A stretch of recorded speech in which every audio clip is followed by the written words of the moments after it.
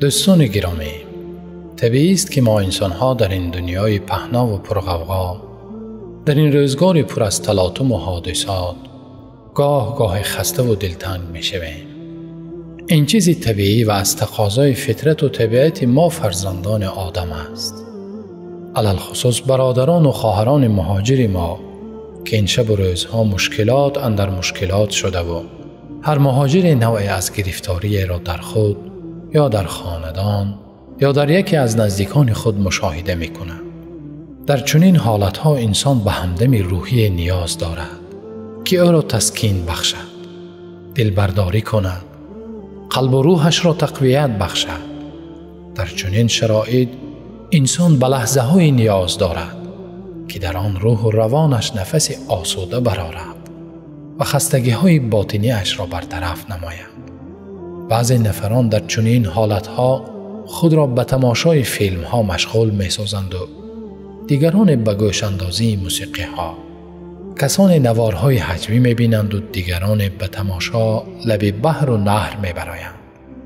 این گونه به نام دواهای موقتی اگرچه بظاهر گویا انسان را آرام می سازند، دلتنگی او را موقتاً برطرف می نمایند، ولی باید بدانیم که روح و روان آنگاه به آرامش حقیقی می رسد، گره قلب آنگاه گشاده می گردد که دوای راستین خود را یابد و انیس حقیقی خود را پیدا نماید.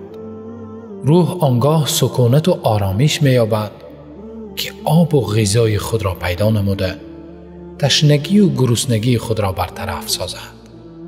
میدانید انیس و همدم روح چی است؟ آیا میدانید غذای فرح بخش روح و روان کدام است؟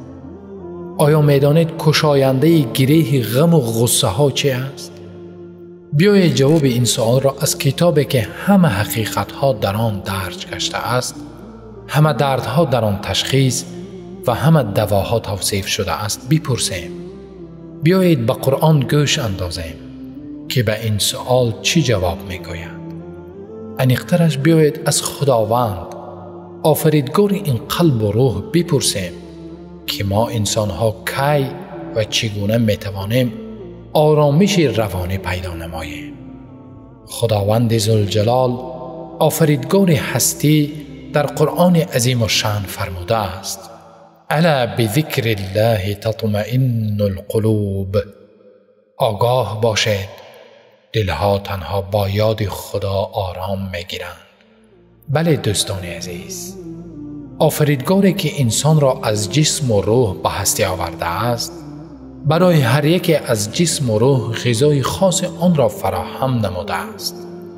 این قانون روانی را در کتاب جاویدانش جای داده چنین فرموده است: آرامش روح و روان را تنها در ایمان و در قرآن، در یاد خداوند رحمان میتوان پیدا کرد.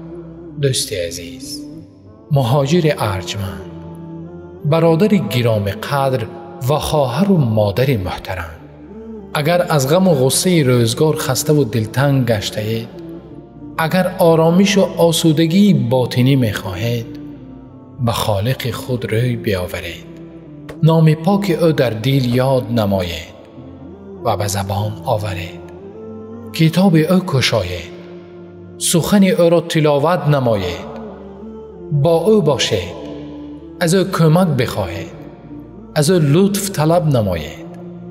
یقیناً قلب و روح شما آرامش خواهد یافت. یقیناً روزگارتان رنگ و بوی دیگر خواهد گرفت. یقیناً حیاتتان شیرین خواهد شد.